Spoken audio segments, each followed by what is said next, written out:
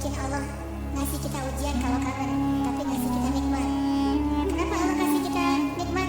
Soalnya kita udah biasa, nggak perlu diuji juga, udah tetap setiap malam tuh curhat sama Allah. Bukan pas lagi banyak masalah doang baru curhat. Kalau pas banyak masalah doang baru curhat, berarti pas kita lagi normal, kita lama tuh nggak ketemu Allah, nggak pernah miss call Allah, nggak pernah japri Allah, nggak pernah curhat ke Allah, nggak pernah DM. Kan Allah kangen nih, kemana ya dia, kok nggak pernah DM saya, kok nggak pernah miss call saya, kok nggak pernah japri ke saya, padahal online-nya sering loh.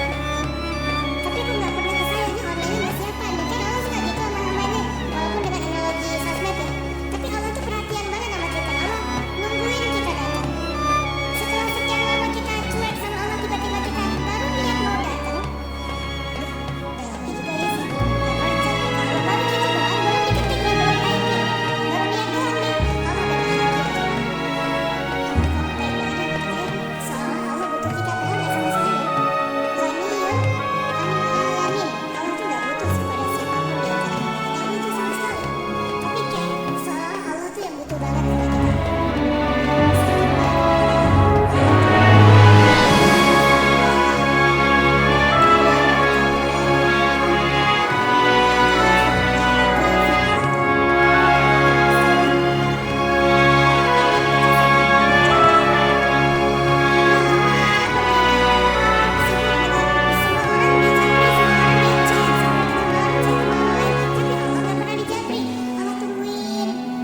Kalau manusia mungkin kita bisa nyebutnya kayak kesepian gitu, tapi Allah kan nggak mungkin kesepian, tetap aja Allah nungguin seperti orang yang kesepian, saking kangennya sama kita. Coba begitu kita ada masalah datang ke Allah, Allah nggak bilang giliran sekarang aja lo datang, nggak kayak gitu Allah.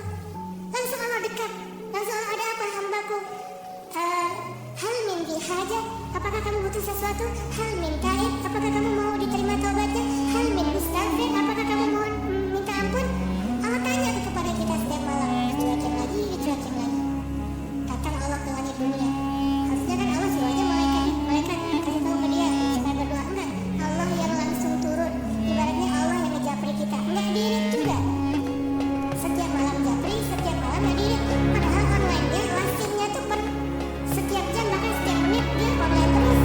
Tapi yang Allahnya nggak diirit, ketimpa lagi. Marah ke Allah? Kalau Allah marah, pasti kita udah celaka dari dulu.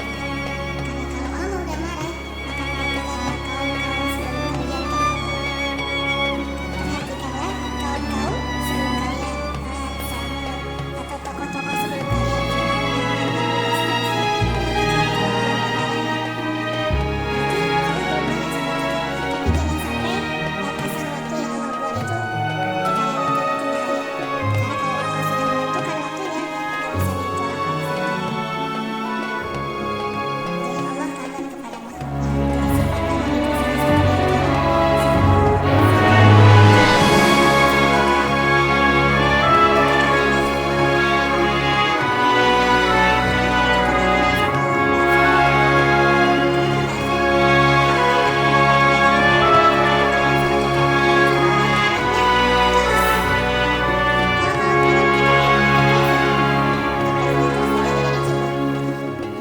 kalau tulus nggak berharap apa-apa.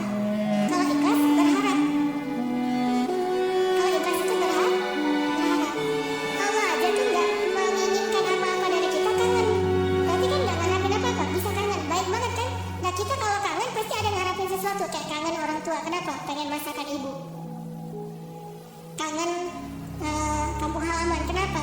Pengen jajan, pengen lihat suasana yang luar biasa di keluarga, kan? Kangen yang kampung halaman. Kangen dia misalnya, pengen disiapin segelas apa misalnya, green tea lah atau teh tea atau apalah. Kalau yang standar mah ya, atau kopi misalnya. Kita mengharapkan sesuatu dalam kangennya kita. Kalau Allah kangen nggak ngarapin apa-apa, karena Allah nggak butuh kita. Kok kangen? Berarti Allah maha baik. Kangen mengharapkan sesuatu aja baik, apalagi kangen tanpa mengharapkan apa-apa.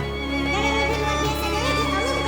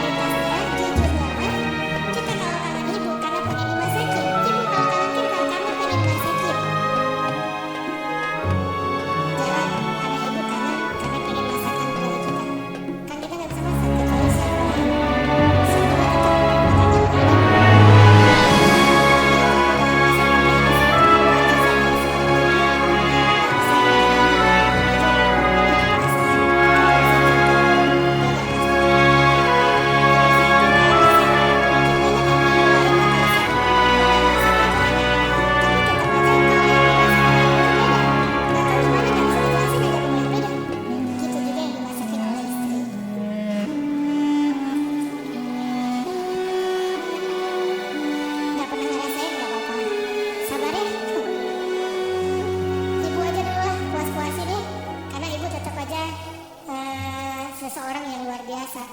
Allah tuh kayak gitu, analogi cinta Allah kepada kita, walaupun gak sama persis tapi minimal ada analoginya. Kayak ibu kepada anak. Allah tuh kangen sama kita bukan karena pengen sesuatu dari kita, tapi karena pengen ngasih sesuatu untuk kita. Kok bisa gitu? Ibu aja bisa, apalagi Allah. Padahal ibu kan manusia yang punya banyak kekurangan. Kadang dia capek, kadang dia juga lelah, kadang dia butuh harta dan segala macam. Namanya ibu kadang-kadang butuh. Kayak saya lagi di Mesir tuh, telepon ibu saya, "Mak, butuh apa? Nih di rumah kalau bulan Ramadan kan apalagi bulan puasa, orang kan nyebutnya bulan puasa. Tadi kan bulan puasa, di rumah nggak ada cash, masa harus beli terus ke tetangga, nggak enak. Menjelang berbuka pas lagi ngabuburit datang ke rumah tetangga, bisa nggak beli kulkas? Oh boleh mak, boleh gitu. Nggak pernah saya ngerasa mak kangen sama saya kangennya kulkas, enggak kan?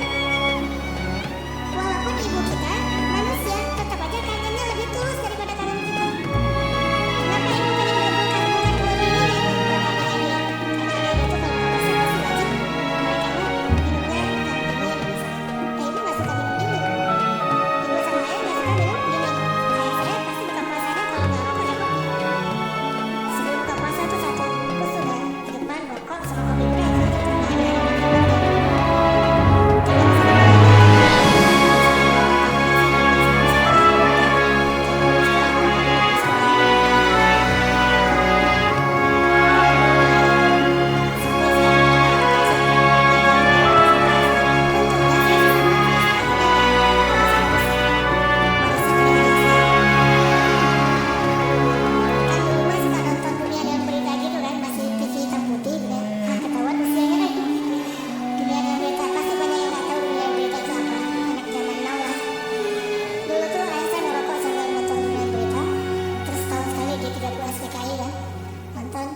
Nggak ada yang coba dong. Jadi kita kompak tuh berdua tuh. Satu batang berdua, sisanya satu bungkus sendiri nih. Jadi bukan karena pengen minum air dingin ayah dan ibu saya beli kulkas, justru buat adik-adik. Berarti tetap aja tulus. Terus, mak butuh apa? Nih adik-adik belum sekolah. Mak butuh apa? Nggak pernah minta untuk dirinya sendiri. Mama nih mau lebaran nggak ada baju baru, nggak pernah. Pasti untuk adik-adik. Kenapa nggak untuk saya? Mungkin dianggap saya udah mampu sendiri, udah mandiri, jadi nggak perlu dikasih-kasih. Artinya dalam cerita ibu kita bisa melihat kebesaran Allah. Kalau ibu aja yang penuh dengan kekurangan bisa setulus itu, apalagi Allah. Ibu bisa kangen kepada kita karena pengen masakin buat kita. Allah kangen kepada hambanya karena pengen ngasih nikmat buat kita. Allah kangen kepada pendosa karena pengen ngampunin dosa-dosa kita. Kenapa nggak ngampunin aja? Karena dia nggak datang. Kenapa nggak dimasakin aja? Ngapain dimasakin, orangnya nggak ada, kan gitu kan? Katanya ibu kawan, tapi kok nggak masak masakan kesukaan ibu? Lah kami masakin kan dong, ibunya di Jawa, ya gimana yang masakin, siapa yang makan basi?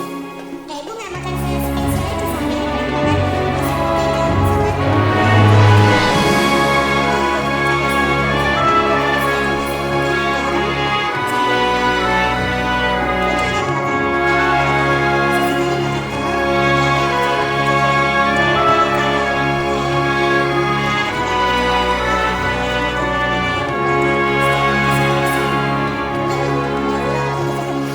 ayam-ayamnya dipikirin. Oh nggak ada, kurang produktif. Hari berikutnya dicek, 3 hari sekali ada telurnya kan. Telur kalau baru dari kandang itu kan hangat banget tuh. Saya ngerasain ternyata bedanya rasa telur dulu sama sekarang. Memang beda, dulu tuh nggak pakai pecin juga udah enak. Kenapa sekarang jadi generasi micin? Karena telurnya udah nggak berkualitas. Pembahasannya nggak penting. Jadi masakan makanan ibu cuma gitu. Terus kenapa ibu? Misalnya di Aceh tuh ada namanya masakan kari lah ya, kari kambing, kari ayam. Kenapa mak kalau katanya kangen sama aku kok nggak masakin kari ayam? Nah kan kamu di Mesir, ngapain dimasakin, yang makan siapa? Gitu juga Allah, katanya Allah pengen ngampunin dosa aku, kok nggak diampunin? Nah kamu nggak pernah taubat, nggak pernah datang, nggak pernah sujud, nggak pernah minta ampun, gimana mau diampunin? Kayak dikasih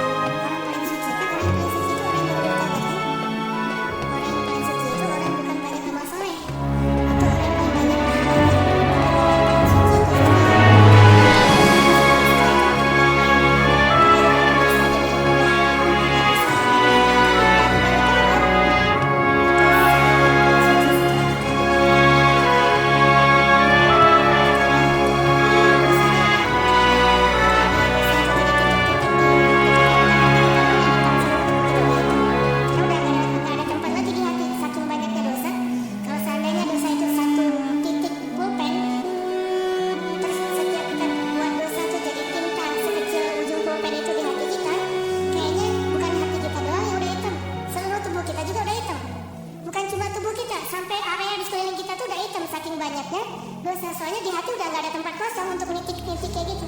Akhirnya taruh di tangan, taruh di jadi tato semuanya, terus di lantai. Saking banyaknya dosa kita. Begitu kita datang kepada Allah, belum beramal soleh, baru mau datang, astagfirullahaladzim, langsung Allah sediakan menu istighfar, taubat dengan menu yang sangat istimewa. Jadi Allah tuh kangen kepada pendosa karena pengen ngampuni dosanya. Kangen kepada orang yang banyak masalah karena pengen ngasih solusi dalam masalahnya. Kangen kepada orang yang udah berbuat amal soleh karena pengen mengangkat derajatnya. Jadi kangennya Allah itu untuk kita, kangennya kita untuk diri sendiri. Walaupun boleh-boleh aja kangen untuk diri sendiri, sama kayak kita boleh kangen sama ibu. Ibu kita gak akan balikin, kamu mah cuma kangen masakan mama, gak kangen sama mama, gak ngomong gitu kan ibu kita mah. Ya udah pulang atau enggak? Ya udah cepat pulang, biar mama masakin, mau masakin apa nih? Saya sering kalau dulu kan pesantren pulangnya seminggu sekali, karena pesantrennya dekat rumah sih, satu kota gitu. Setiap hari Sabtu pulang, hari Minggu sore udah balik pesantren. Itu setiap hari Sabtu ibu tuh pasti masakannya spesial. Bang, pulang jam berapa? Jam 4 sore mah. Ya udah nanti mama masakin jam 3. Biar mama bisa makan.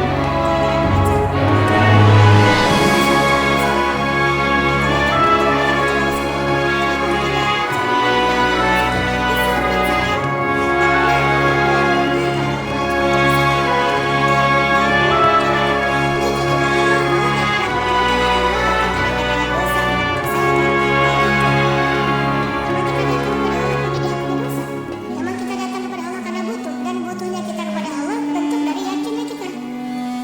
Gak boleh kita bilang saya gak butuh Allah, saya memang datang karena cinta, gak gitu. Itu mah terlalu naif menurut saya. Saya gak butuh surga, saya gak takut neraka.